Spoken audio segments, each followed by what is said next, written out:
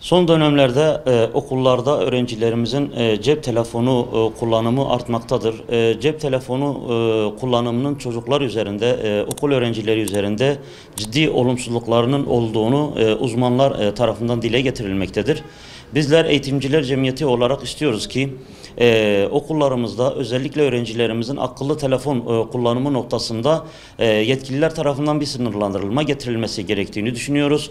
Milli Eğitim Bakanlığı'nın ve ilgililerin bu konuya el atarak çocuklarımızın gelişimi üzerinde olumsuz etkisi olan bu aracın okullarda kullanımının yasaklanması veyahut da bir sınırlandırılma getirilmesi kanaatindeyiz.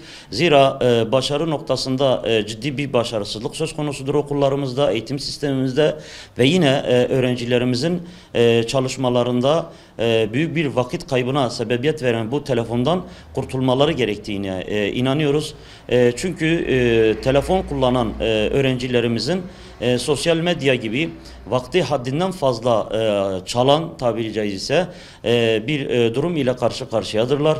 Dolayısıyla kısa vadede ve uzun vadede kesinlikle zararlı olduğunu düşündüğümüz akıllı telefonların çocuklar üzerinde zararlı olduğunu düşündüğümüz akıllı telefonların okullarda yasaklanması talebimizdir. Eğitimciler Cemiyeti olarak Milli Eğitim Bakanlığı'ndan ve ilgililerden şunu istiyoruz. Çocukların başarısını olumsuz etkileyen bu tür faktörlerin ortadan kaldırılması gerekmektedir. Aynı zamanda evde de vesaire diğer yaşamlarında da telefonun kullanımının sınırlandırılmasının ailelere tavsiye edilmesi gerektiğini düşünüyoruz. Zira başarının artması çocukların güzel bir şekilde okula odaklanmaları, derslerine odaklanmaları ile mümkündür.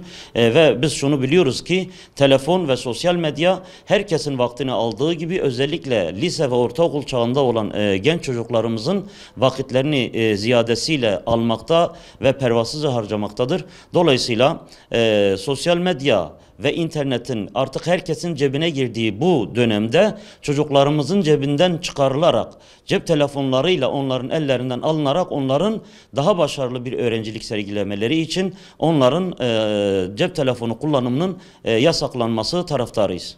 Dolayısıyla Milli Eğitim Bakanlığı başta olmak üzere bütün yetkililerden isteğimiz şudur ki cep telefonlarının okullarda yasaklanması ve gerekli tedbirlerin en etkili ve hızlı bir şekilde alınmasını istiyoruz.